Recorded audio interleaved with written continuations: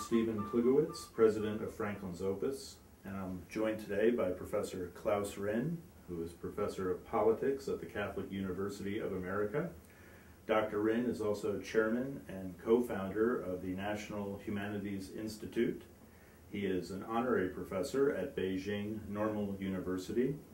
He is the author of The New Jacobinism, America as Revolutionary State, also the author of America the Virtuous, The Crisis of Democracy and the Quest for Empire, and the author of a novel called A Desperate Man.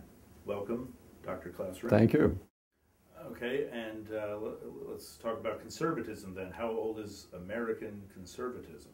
Neoconservatism is some variation on it, although you also mentioned it's actually somewhat democratic in origin in terms of the Democratic Party. But how old is conservatism itself? American conservatism is represented not least by the people who made the rebellion against England. They did not, as some neoconservatives and followers of Leo Strauss would have it, not in the name of abstract principles. They were complaining against violations of inherited rights, the rights of Englishmen. They thought of themselves as Englishmen. They revered the crown, but they found that Parliament, or the king in Parliament, was beginning to do things that grossly violated long-standing principles of self-government. And so they rebelled, not in the name, as I said, of abstract principles, but in the name of a long, slowly evolved tradition, an essentially British tradition. So they affirmed that and resisted what they saw as newfangled British innovation, radical breach with the past.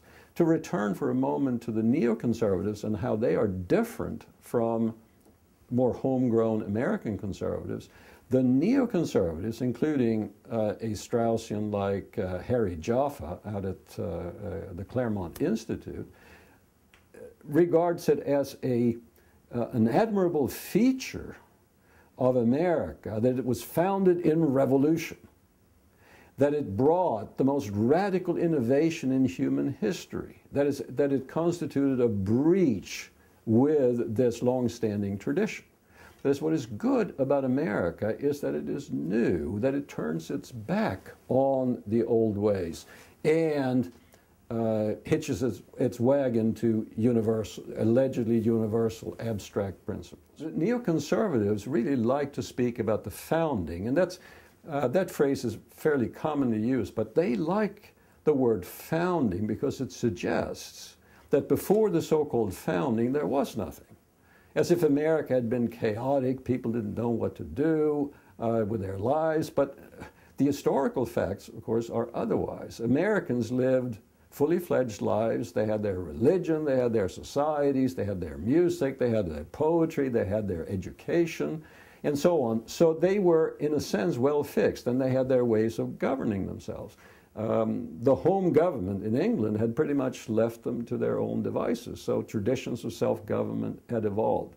Now, that is to say that when the founding came, the writing of the Constitution came, that would have come as no real surprise to people who knew about where America came from.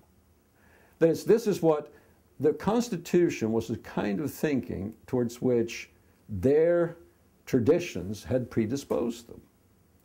Now, that's not how the neoconservatives or the Straussians view America. No, America comes out of a break with the past, seeing the light of human rights, Lockean abstract rights, and changing society radically. America, however, was founded long before the so-called founding. And the so-called founding was really a continuation, or if you want, almost a return to the status quo ante, that is, to the condition before troubles started with the home government.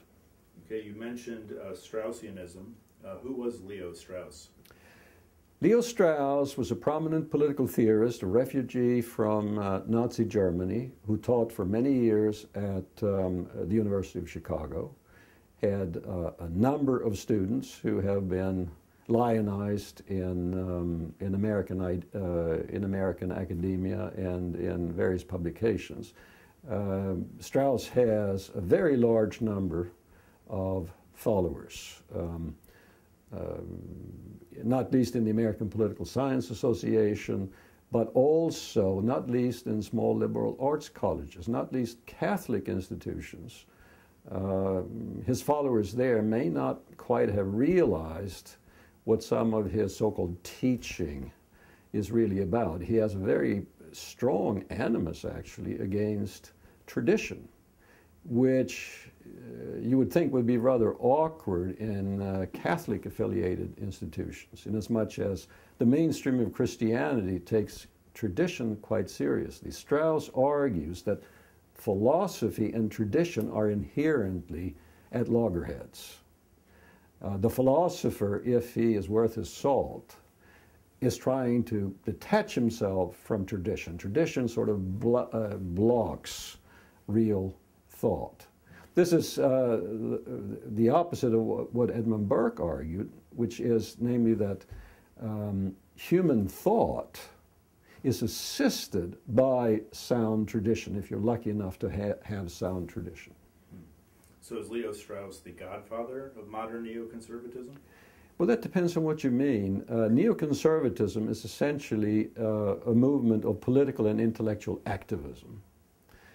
Straussianism is more of an academic movement, but it blends almost imperceptibly with neoconservatives, and there's a considerable overlap, especially in foreign policy thinking, between the Straussians, the academic group, and the neoconservatives, who are very visible activists.